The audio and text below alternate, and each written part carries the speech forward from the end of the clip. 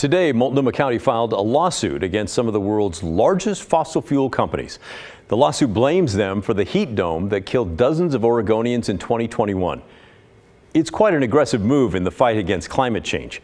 Environmental reporter Cale Williams was at the courthouse when leaders announced the lawsuit and joins us now with the story. With that vote Thursday morning, the resolution is adopted.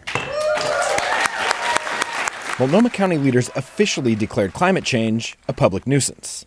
And that may sound innocuous, but it cleared the way for the county to bring a lawsuit against 17 of the biggest fossil fuel companies in the world, like Chevron, Exxon, and BP.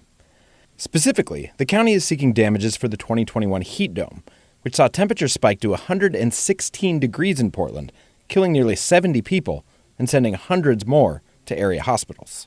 With this action, we seek to hold these fossil fuel companies accountable for the damages that have arisen from one of the most deadly and destructive human-made weather disasters in American history. The county is seeking $50 million in damages from the heat dome, as well as $1.5 billion for future damages from climate change.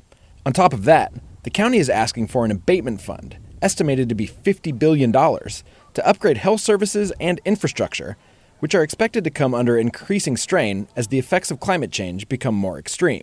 The climate crisis is costing us money today and will cost us more money in the future as we try to adapt.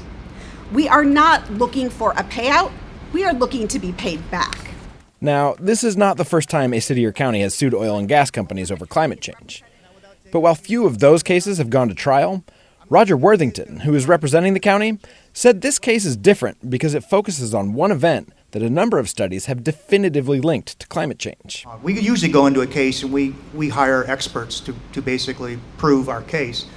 The experts are already out there. The scientific community is very, very strong and unanimous on this. Worthington was realistic, though, about how quickly this case will move.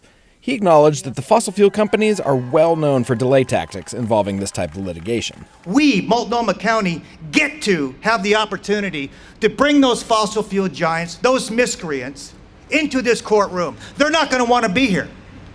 They're going to want to delay this thing out. You mark my words. They are masters at delay and deflection. Cale, interesting story, but I gotta wonder, is this basically tilting at windmills? Is this going to go anywhere? It's a very good question. I mean, there have been quite a number of these suits filed across the country. I think somewhere in the neighborhood of 22 of them. Very few of them have made it to trial. The one that I know that has was pretty much dismissed by a judge right off the bat. So it remains to be seen how much traction this will actually get. What the lawyers say is that this case is different because they've got attribution science on their side. They say that scientists looked at exactly what role climate change played in the heat dome and that it was, quote from the scientist, virtually impossible for this to happen without climate change. So they're banking on that to differentiate this case from all those other ones. Huh, interesting. All right, and what's this going to cost us taxpayers? Nothing. These lawyers are working on a contingency basis, so they said they will not get paid unless the county does. All right, we'll be waiting and watching. I'm a little skeptical. I think you can hear that in my voice. You? Yeah. Skeptical? I am too, but we'll see. Yeah. It's just going to take a few years. All right, thanks for bringing us that story, Cale. Great Sure stuff. thing.